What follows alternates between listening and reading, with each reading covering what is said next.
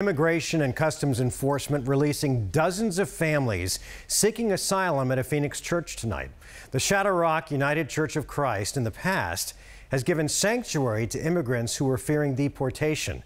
Team 12's Antonia Mejia is live in Phoenix for us. And Antonia, we understand that some of those families have already been moved again.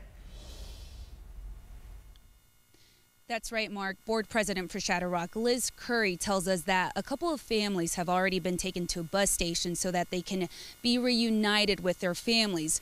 But tonight, they're still helping close to 100 immigrants.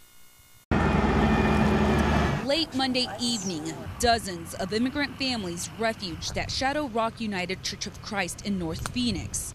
Church representatives say close to 100 immigrants, including children, are staying here until they can get reconnected with their families across the country. ICE releasing information tonight saying they have an incredibly high volume of families presenting themselves along the Arizona border, so it no longer has a capacity to conduct reviews without risking violations on lengths of stay. Liz Curry, president of the board of Shadow Rock, says it's the first time ICE has dropped off this many immigrants all at once at their sanctuary church.